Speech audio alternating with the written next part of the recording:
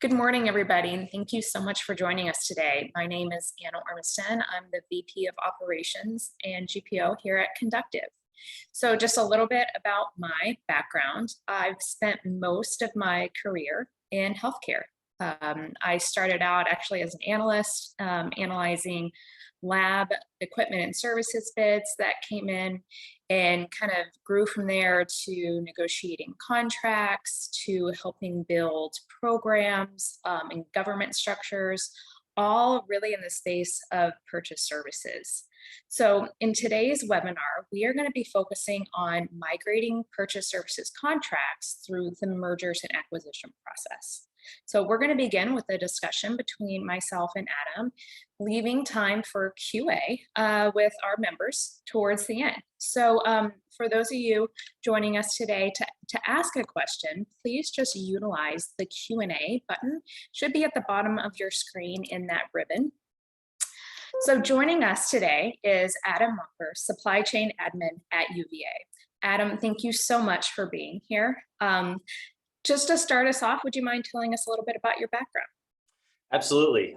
Thank you for the opportunity to join you all today and to share a little bit about our work to date and our ongoing journey with a recent acquisition of 3 Northern Virginia hospitals. So as Anna indicated, my name is Adam Momper. I serve as the administrator for supply chain here at UVA Health, which is located in Charlottesville, Virginia.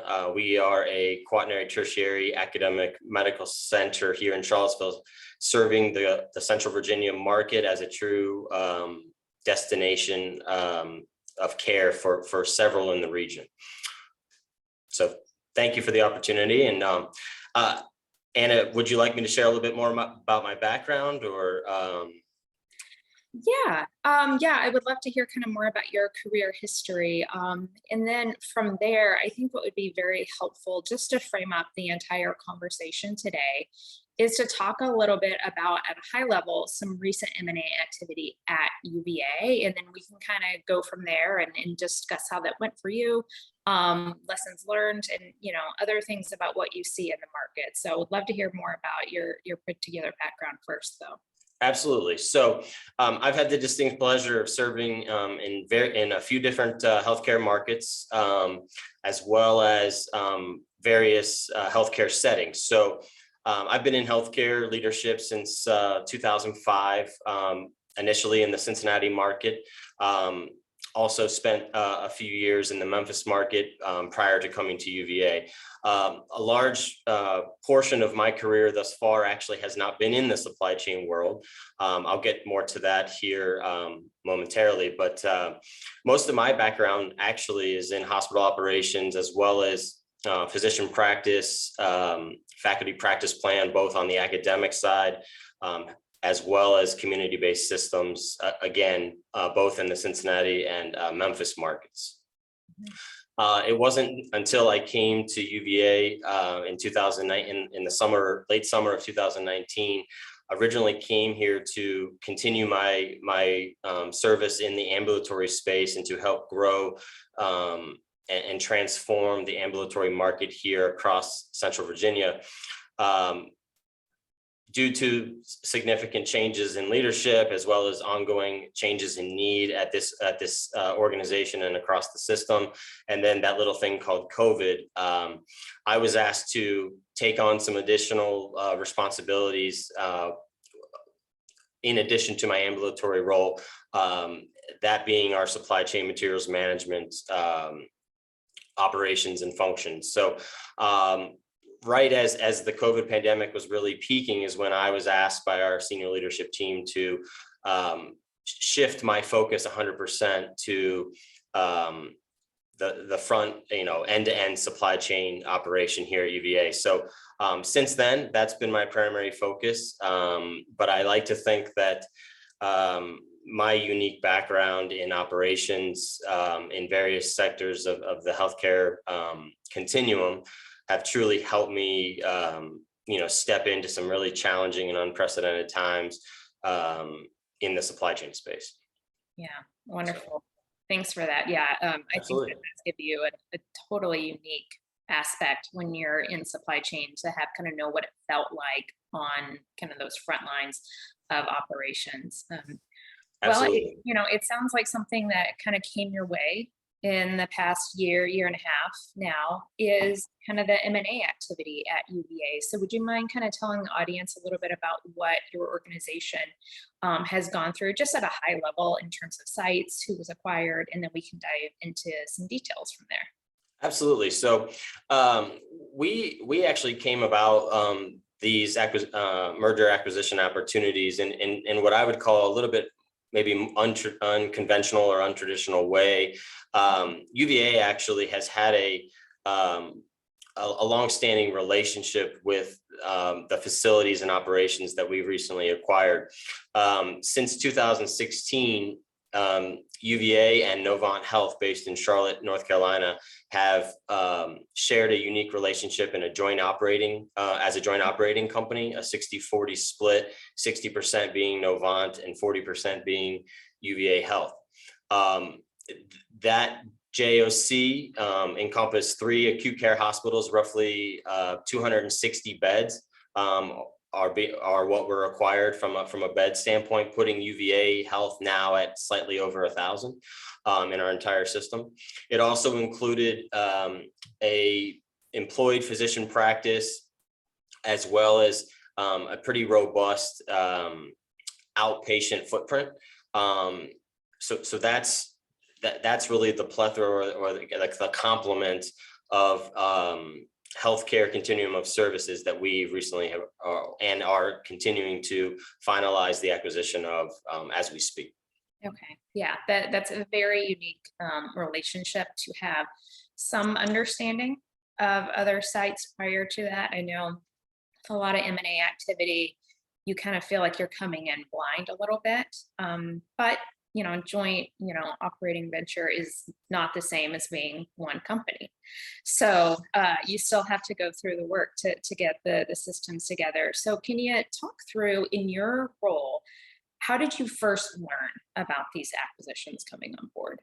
Yeah, absolutely. Great question. So as an operator, I like to think myself as an operator at heart. A lot of the behind the scenes due diligence work was done by our senior level executives and some other outside firms. We did have a strong alignment and partnership with Grant Thornton, the consulting firm, throughout this engagement. So a lot of that work was done, prior to, as that decision was ultimately made to fully purchase outright the Northern Virginia entities that I referenced. So where myself and my team were really kind of brought on up to speed and kind of on board, if you will, was essentially as we received a broad internal communication from our executive vice president and CEO of UVA Health that some exciting times were coming, that the decision was made and that the deal would be inked by July 1, consistent with our academic fiscal year. So that was really the initial notification, if you will, or kind of the jump off point from, okay, now something's about to change. What does this mean for us? That's always the big question, not only for leaders like myself, but our respective teams that we're going to rely on to really roll up our sleeves and do this work. And so that was really the impetus. That was the first kind of notification. And then I would say from there, understanding that there's obviously a tremendous amount of work and connectivity and collaboration that has to happen to make something like this successful. We're only a small piece, and we realize that. But where I initially got involved was our vertical reports up through our chief financial officer, and so our first ask was from our CIO actually, and it was specific to alignment of contracts. Key services, key technological platforms. The initial ask of us was, because I have responsibility from end to end supply chain, starting with strategic sourcing, contracts, value analysis. So that's really where this started. And the emphasis in the very beginning was on roughly 400 health information technology contracts, the largest being Epic, which is a behemoth of its own, right? So the ask was brought to us to say, okay, we saw the announcement, we know kind of where we're starting to head, don't have all the details, like many initiatives, right? We don't always get all the details up front. But the ask essentially was, can we start prioritizing, or how can we start working with some of our end users or clinical users and contract administrators for these 400 identified essential health information technology contracts that will be imperative to the successful integration and acquisition of these entities. And right away, very candidly, we at that time, our senior contract negotiating group, some of our staff in those areas that would normally take on these additional roles and responsibilities. We had, like many folks during the pandemic, we've had some recruitment challenges, we had some turnover in staff, and so it, quite frankly, it presented a pretty unique challenge to us. So myself and our CFO put our heads together, and pretty early on, we knew that this was an additional scope of work that was going to be very difficult for us to do and go at it alone by way of our standard work and normal internal processes that we had in place with the existing staff that we had.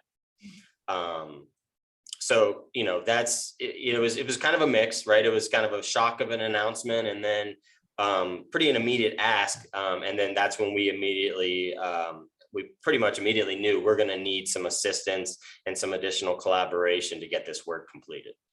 Yeah, I think that brings up a really solid point. Supply chain teams today, everyone feels understaffed completely.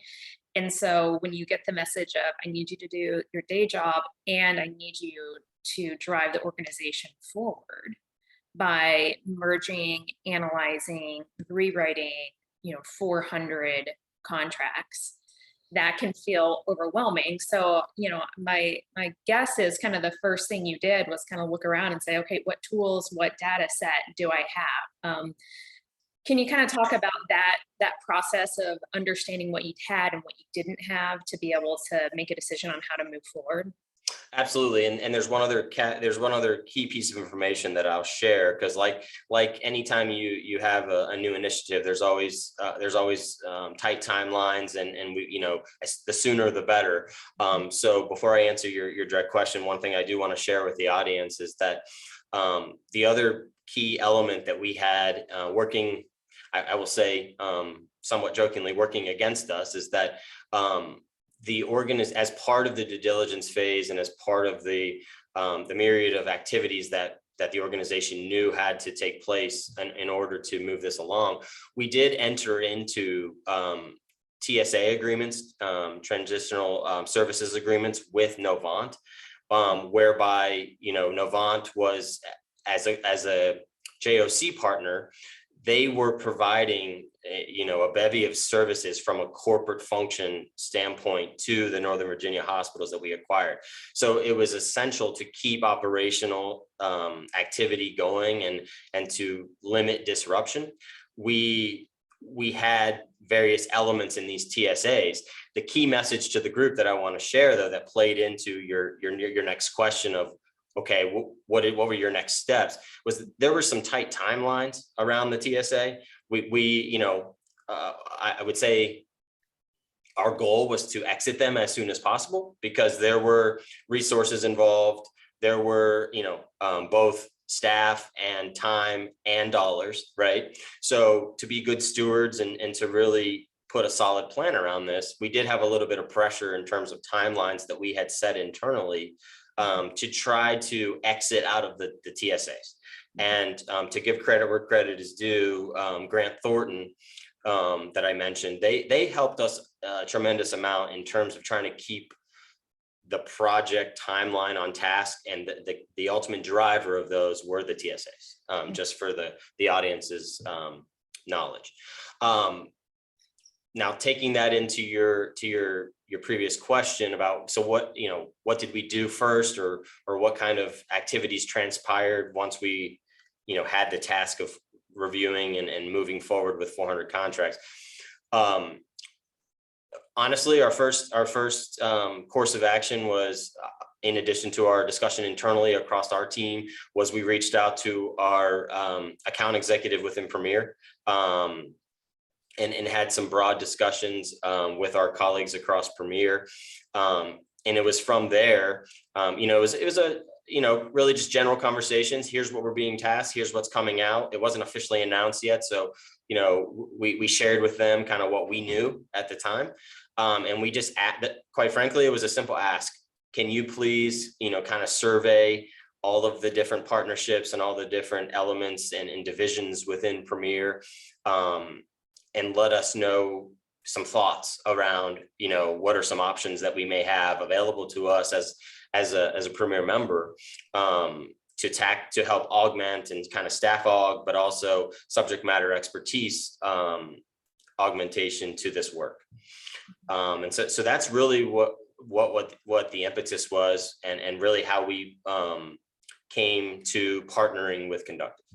Yeah. Well, that makes a great transition, because I kind of wanted to talk a little bit about the way that you utilized Conductive. And, one of the very first things that we did when we were brought in was a contract text analysis, where we ingested hundreds of those agreements, ran an OCR technology on them to help identify really some key areas of things like end dates, assignment language. Can you assign any of these agreements out? Termination language. If you can't assign, can anybody terminate to merge these agreements faster? And something that was kind of interesting that we found in that data set that is really common with others is you send over, what you think are all the agreements, and you find a lot missing, particularly in services and technology. Kind of just that contract collection and storing still seems to be a challenge for most organizations. So Adam, when you saw that kind of initial data set and you saw that some were missing, were you surprised, or did you say, yeah, based on my experience and what I know about the broader organization, it's not uncommon to have to kind of go hunt and peck elsewhere for those agreements? Yeah, great question. And you're absolutely right. That was kind of step A, right? That was our first learning. Was I surprised? No. And let me tell the audience why. We are a large, complex organization. Probably, not unique to other organizations that folks work at that are on this call. We had changes in policy over the years. In many cases, what we learned is that, especially on these 400 health information technology agreements, is that at one point or another, the contract administrator, contract owner, where it lived, who was responsible for managing the compliance to those agreements, alerting when contracts needed to be renewed, that was more at the unit-based level or the subject matter expertise level. So say maybe the director of various software, or or maybe the administrator of those particular areas. So what we learned is throughout the course of time, that ownership and that cataloging, if you will, and keeping track of the master services agreement or any addendums that may have happened over the years, kind of traded not only hands, but it traded kind of significant oversight or responsibility, if you will. And so because of that, I wasn't overly surprised, but to your point, it did create significant challenges for us to ensure that we had a full representation of the current state for these respective agreements. And then, on top of that, what we quickly learned as we dug into and started to uncover some of our key goals and objectives, is the 400 balloon to over 1,600 contracts. And so we'll get into that as along the way here with the discussion. But that step A of making sure that we had the whole catalog of contracts became even more imperative as we went down and dug into this work, and that N ballooned from 400 to roughly 1,600 contracts. Yeah.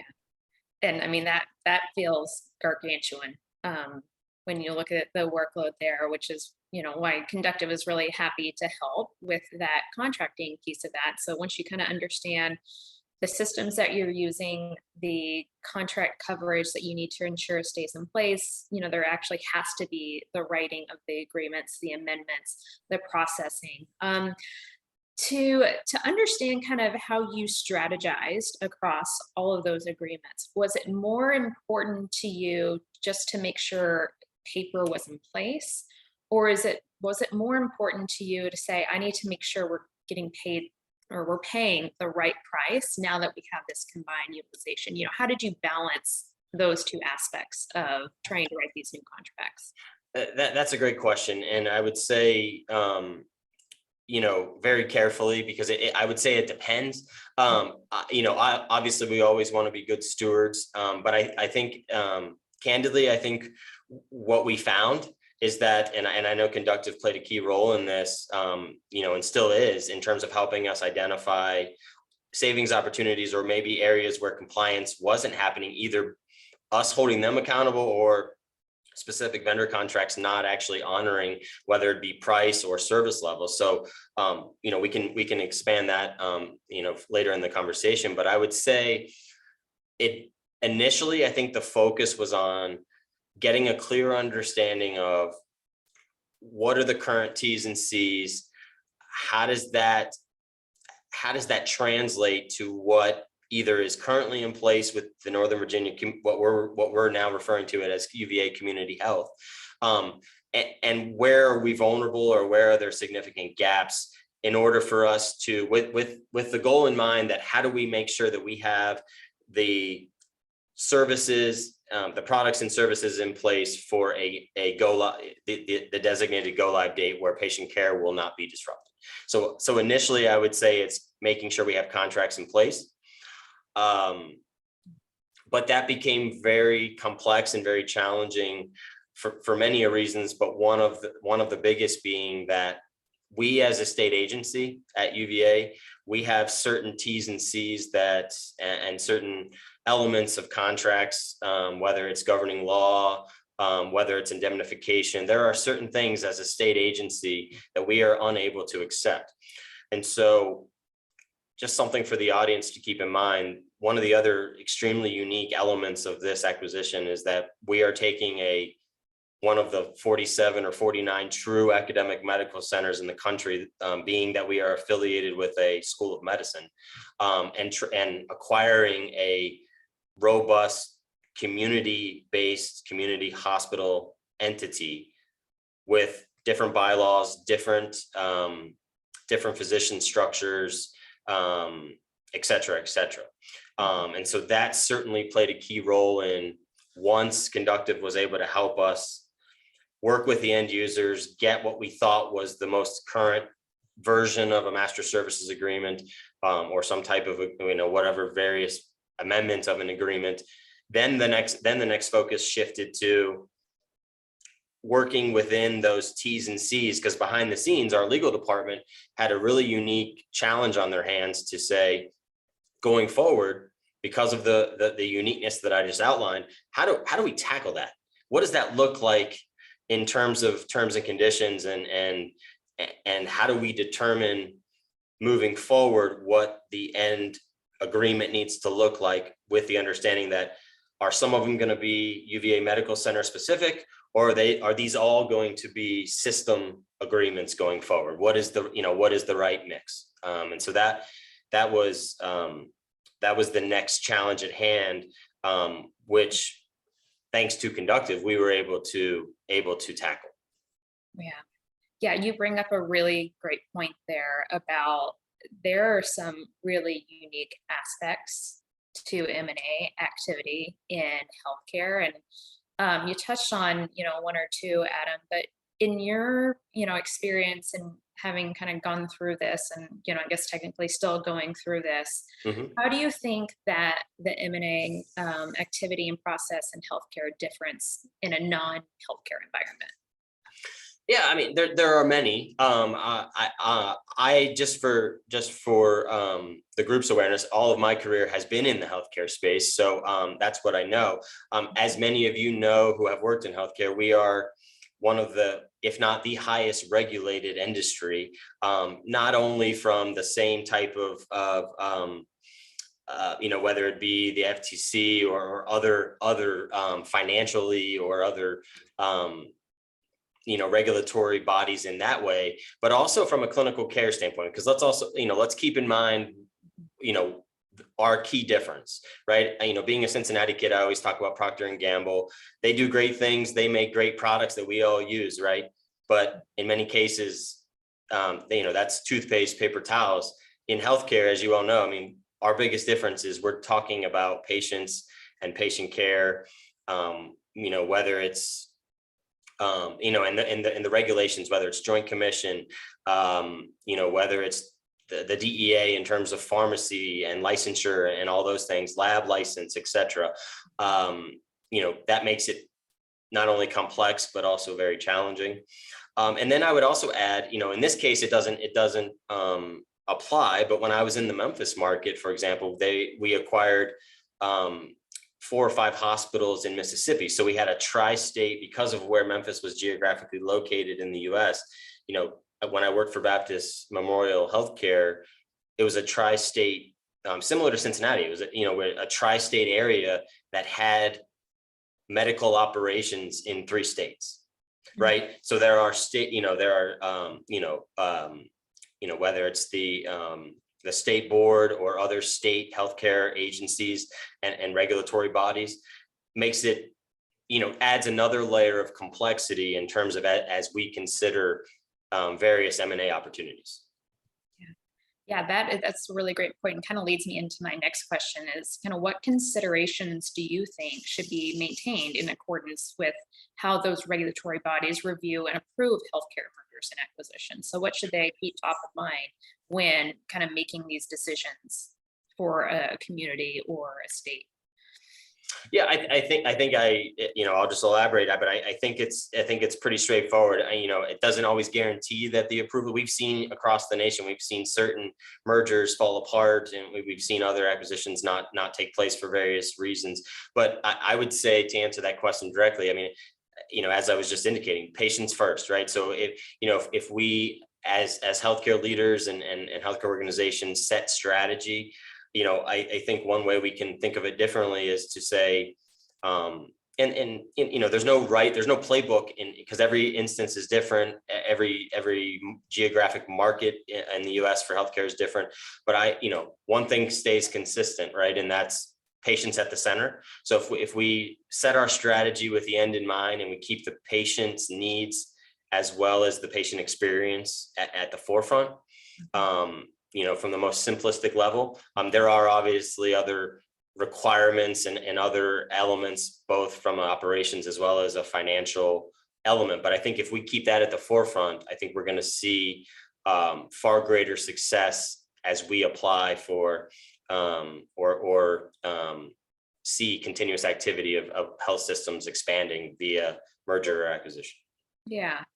And, talking about how you prioritize risk for your, contracting activity, it sounds like anything that was patient, facing, patient interacting had to be dealt with first, had to be dealt with delicately. What other risks do you think that, organizations should consider post, M&A announcement when you have to go in and start doing this type of supply chain work?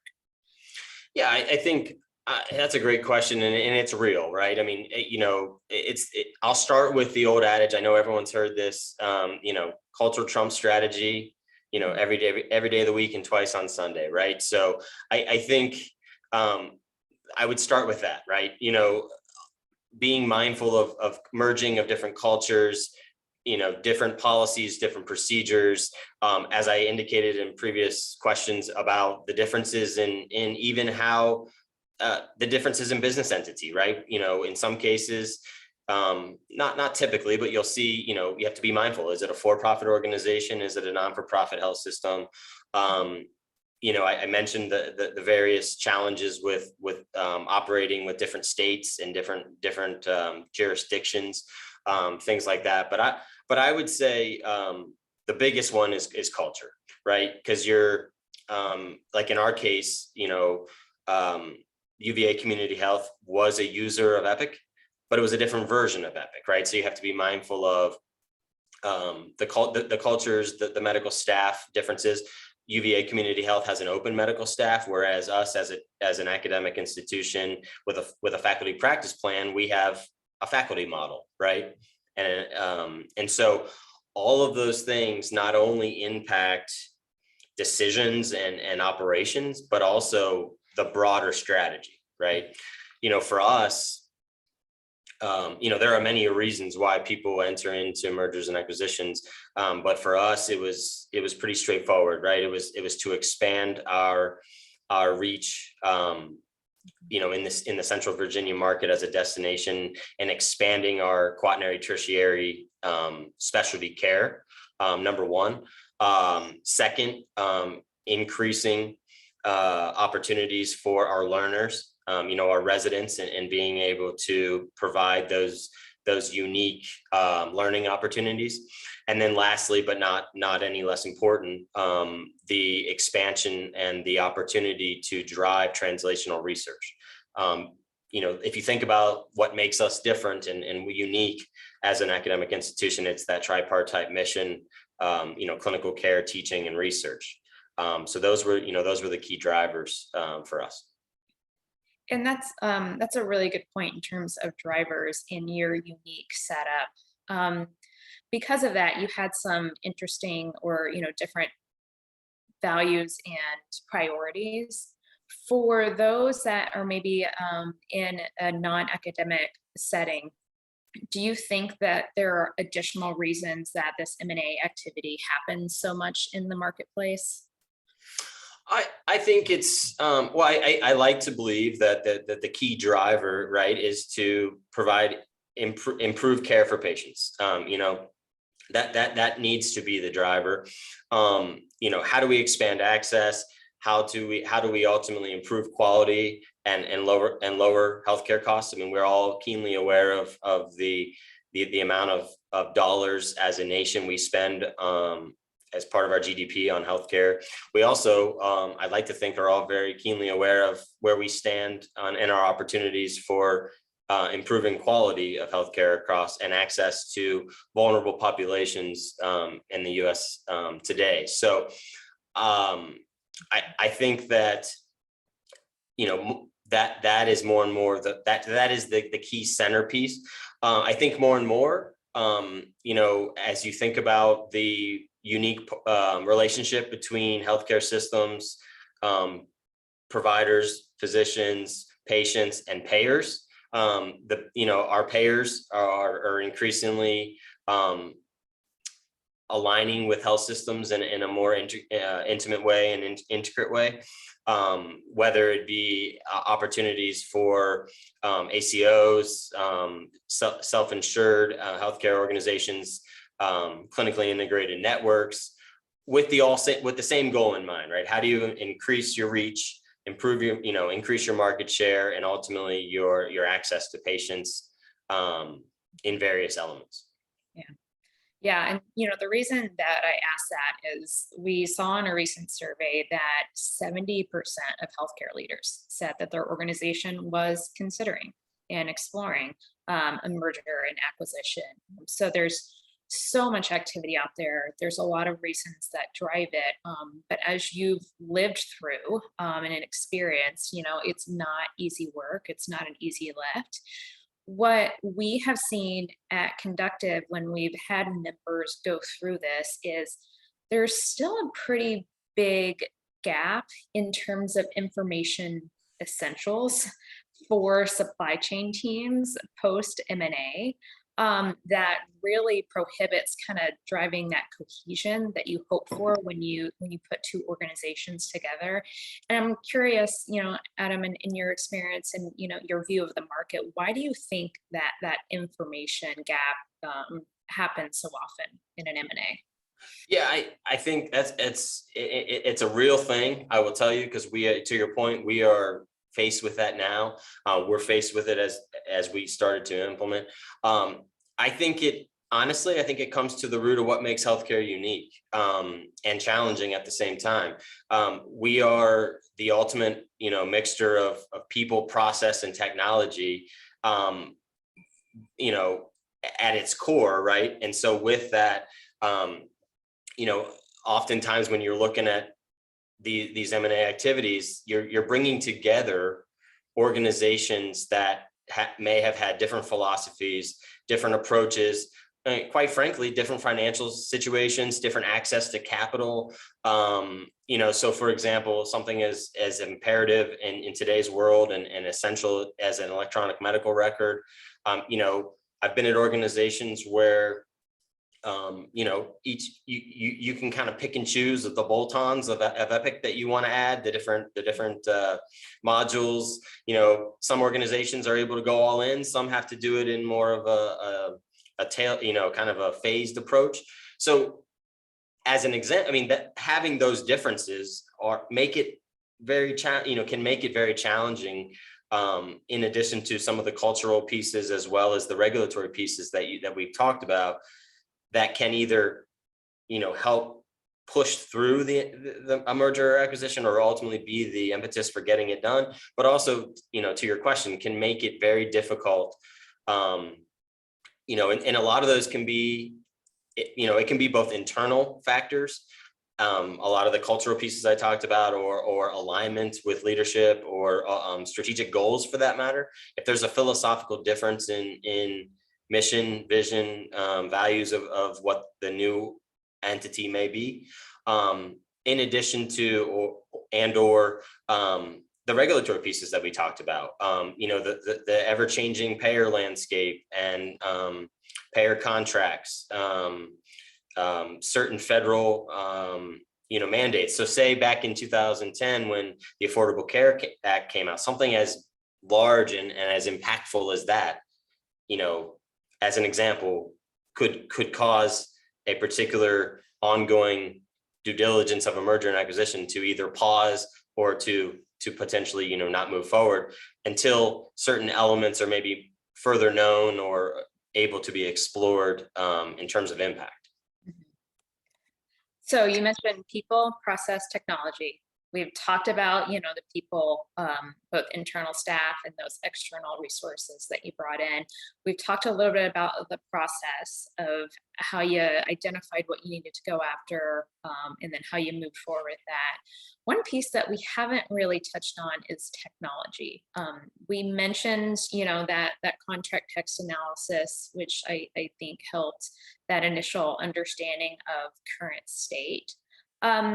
But what other type of technology did you utilize, and or do you wish you had access to help with the process? Yeah, great question. I will just say, just so the group is aware, this was a real thing for us because we, again, Novant was a great partner. I think that they were able to provide us as much as they could, but in many cases, as I'm sure several of our attendees have experienced, it's not uncommon to not get a full data set, or you may have a data set that is, based on a time period that you wish you had more recent.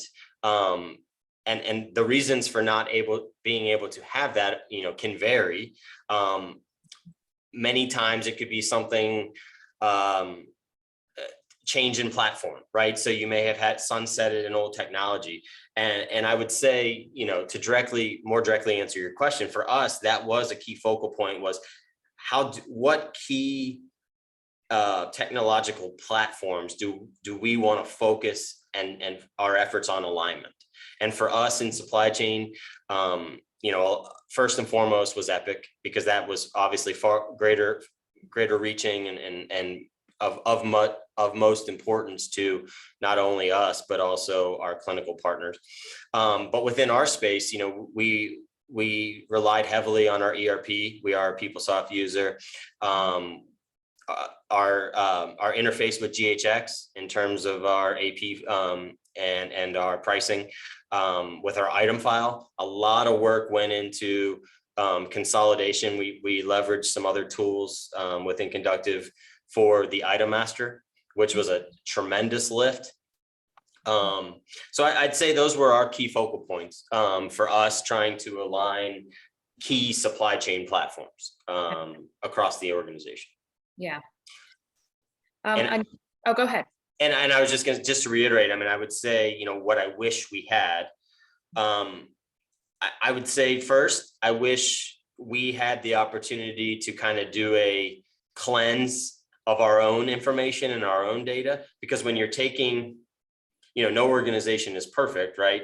And so when the announcement came that we were merging, we had, on one hand, we had our internal data sets and some opportunities maybe that we had to tackle in cleansing or streamlining some of our own data. And then here we were being asked to merge and ultimately come out on the other side with kind of our new best practice. So I would say, one, I wish we had the time to kind of do our own due diligence and a little bit of cleanup. And then on the backside, as I said, had to our, at least, from our standpoint, a little bit more more timely or more full data as it related to PO and AP data from the historical perspective.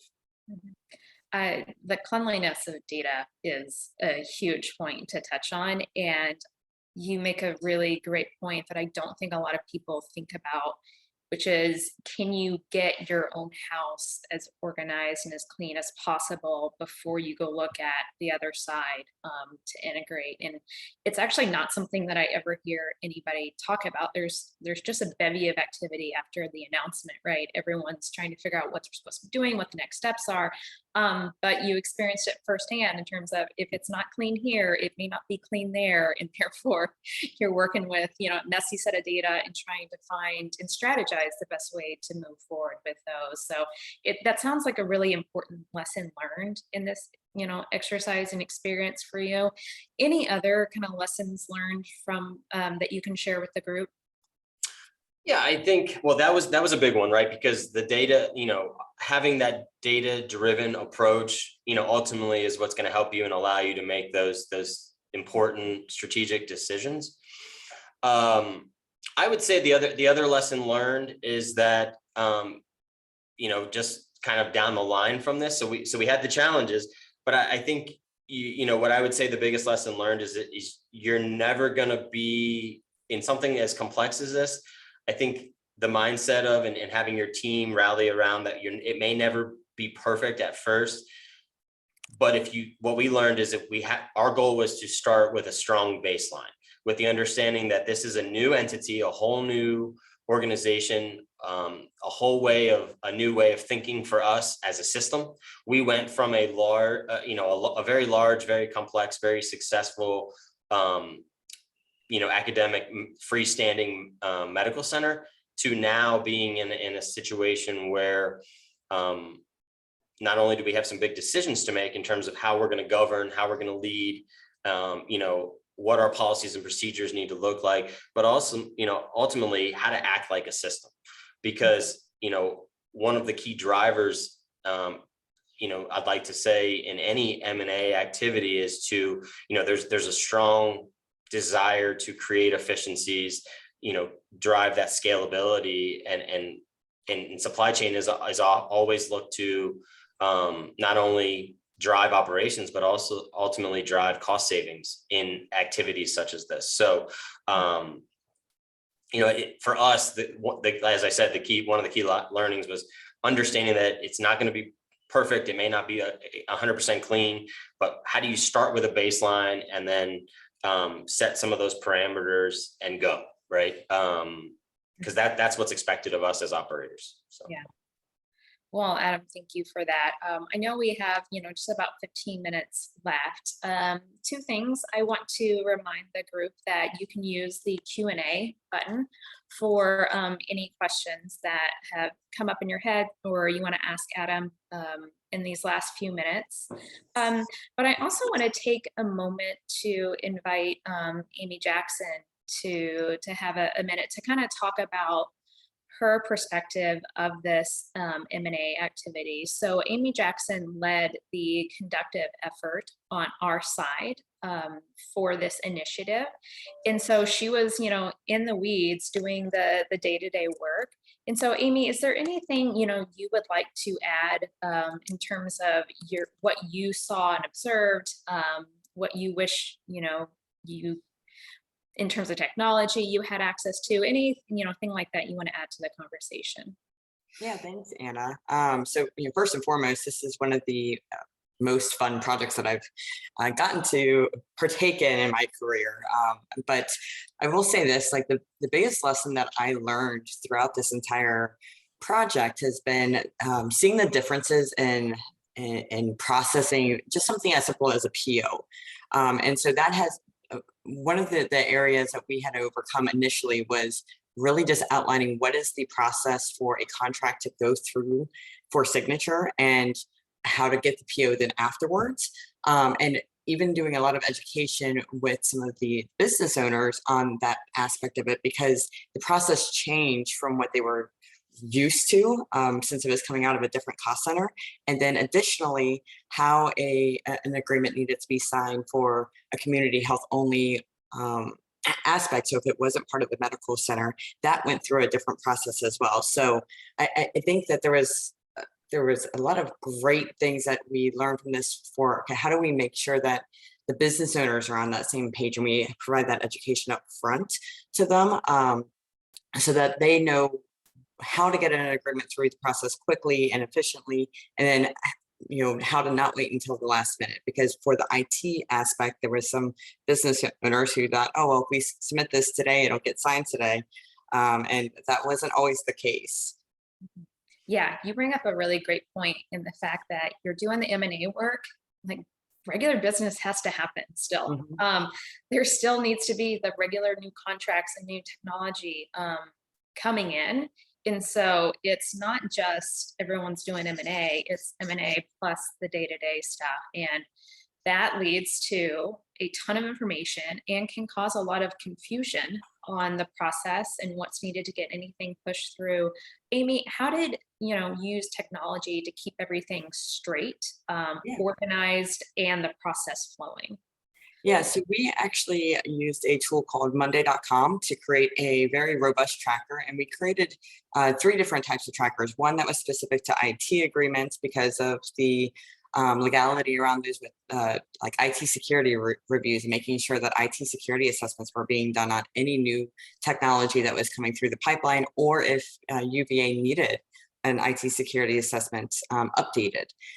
Then we created one specifically for non-IT agreements related to supplies and consumables and your regular purchase services that may not have to go through some of the rigor regarding security assessments, or even BAAs may not be needed. And then lastly, we created a separate tracker for clinical engineering because of the unique nature of clinical engineering agreements and what they have to undergo with utilization requests. The trackers that we created helped create a priority of all of those agreements so that we knew exactly how they were going to be impacting the implementation for UVA. And if something was at a critical status where it was impacting UVA's implementation, we are able to identify it and escalate it to the highest levels. Additionally, anyone from UVA could hop into those trackers at any point in time and know exactly where the contract is in the process. Is it sitting with the supplier for redline review? Is it out for signature? Are we just waiting for a requisition to be submitted? Or are we waiting for the business owner for something? That was something that many times we would go back to the business owner asking questions about KPIs to make sure that UVA was protected long-term. And we needed that additional feedback. Last but not least, the way that we use the Monday boards, it allowed us to, and it still allows us to quickly provide UVA with a dump of information after the fact. So some of the UVA IT business owners would ask us, hey, can you provide us with an export of everything that's been done to date along with those agreements? And within 10 minutes, we would have a very nice Excel report pulled out for them along with all of their agreements pulled together that have been executed to date, and they didn't have to go hunting for them any longer. Yeah, thanks for sharing that, Amy. It's in the bevy activity, keeping information straight is hard for any organization. So many stakeholders and people need to be involved, and having a place where everyone can go and trust that the data source of the process is really important. Adam, is there anything you want to add on to what Amy just talked about in terms of process or technology? No, I think she covered it well. I mean, I would just thank Amy because she led this effort, her and the team. It was no small feat, as she said. And, I guess there's one thing I would just add or just expand on,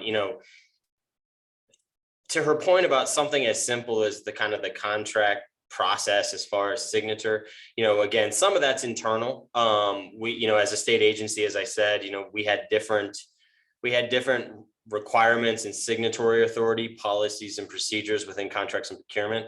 So some of that is internal, but I would, I think it can go across the spectrum for any organization because, for example, we had our state agency requirements and signatory authority rules, but then our colleagues at Community Health had an expectation or a desire to have certain individuals review and sign all contracts, right? So I would say, to Amy's point, even when the heavy lift was done to get us to signature, I think one of the other key lessons learned was until that ink is dry, and her and her team were really instrumental in pushing things across the goal line. But that was the other big piece. And without the Monday.com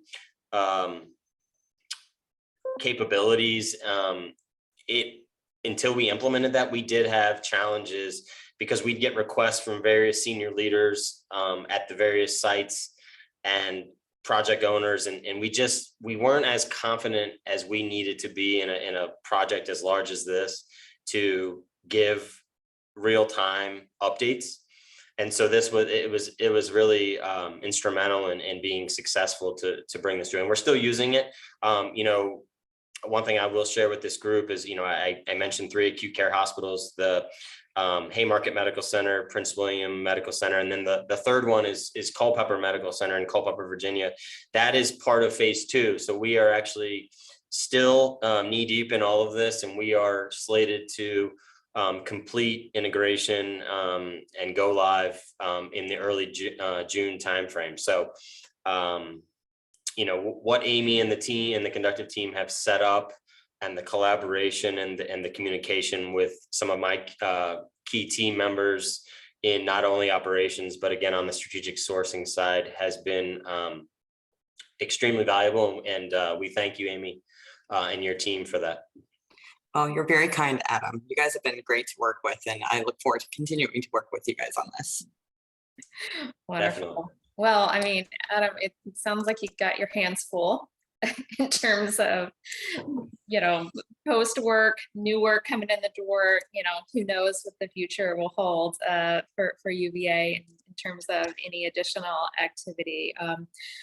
But I genuinely thank you for the time today and the conversation. I found it really valuable to hear not only your perspective on your situation in particular, but the broader market in general. I don't see any questions in the Q&A, so I think I'm going to go ahead and wrap this up. To all of our attendees, thank you so much for joining. Please feel free to reach out to Adam directly. If you have any further questions that you want to learn more about UVA, I'm sure he'd be happy to talk about it. So Adam, again, thank you very much for the valuable conversation today. Absolutely. Thank you for the opportunity. It's my pleasure. And yes, I'll reiterate what you said. I mean, to the members that are on, if there's any questions or if there's things that you feel more comfortable discussing, you can certainly email me. If you have general questions about UVA Health, just our general website, uvahealth.org would give you at least a high level overview. But yeah, please don't hesitate to reach out, either me directly, or if you want to reach out via Conductive, feel free to do that as well. They know how to get in touch with me. But I want to thank you all for attending, and hopefully our paths will cross here in the future. All right. Thank you, everybody. Hope everyone has a good day. You Bye-bye. too. Take care.